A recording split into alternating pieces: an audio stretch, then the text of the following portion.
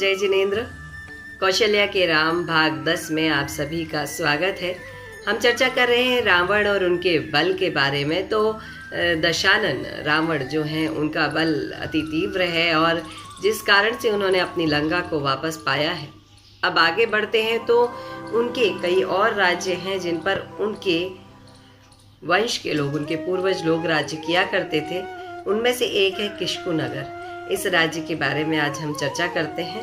तो होता यह है कि एक व्यक्ति घबराता हुआ दशानन के पास आता है और कहते हैं कि आज से 10 दिन पूर्व आपके ही वंश के वंशज जो हैं सूर्यरज और यक्षरज, जो भाई वंश परंपरा से हैं, वह किष्कु नगर को लेने के लिए बड़े उत्साह के साथ अलंकापुर से गए थे।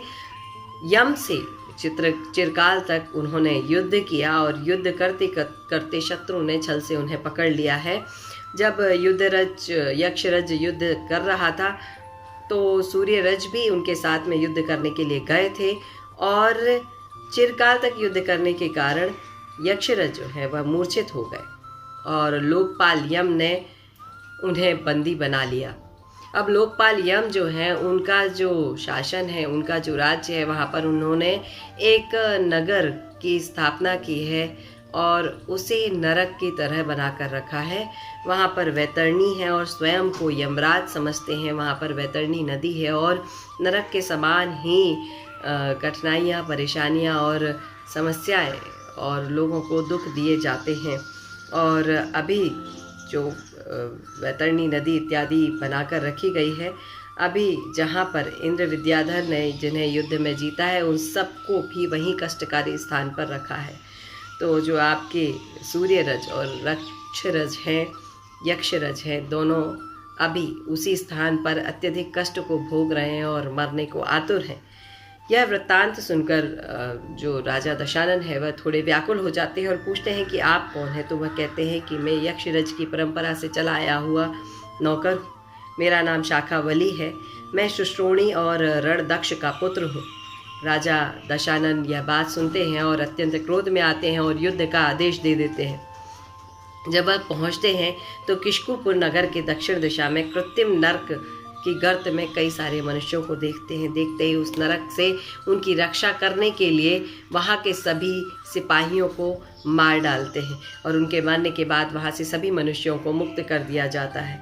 अब शक्तिशाली यम का लोकपाल का जो सटोपा नाम का एक प्रमुख भट्ट है वह युद्ध करने के लिए आता है। विभीषण हंसते हंसते बाणों से उस सटोपा को क्षण भर में मार गिराते हैं। यम समाचार सुनकर युद्ध करने के लिए आते हैं। तो यम दशानन के साथ युद्ध करना जैसे ही प्रारंभ करते हैं, यम लोकपाल दशानन से घबरा जाते हैं और अंतःपुर में पुत्र और मंत्रियों को लेकर अंतःपुर से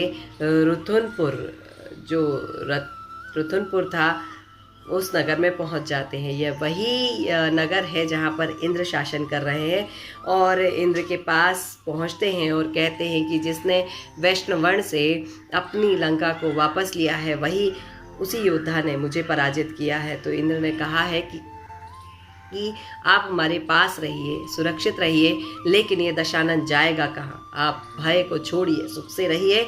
इस प्रकार इंद्र के यह कहने पर यम अपने भाई को छोड़कर उसके नगर में सुख से रहने लगते हैं।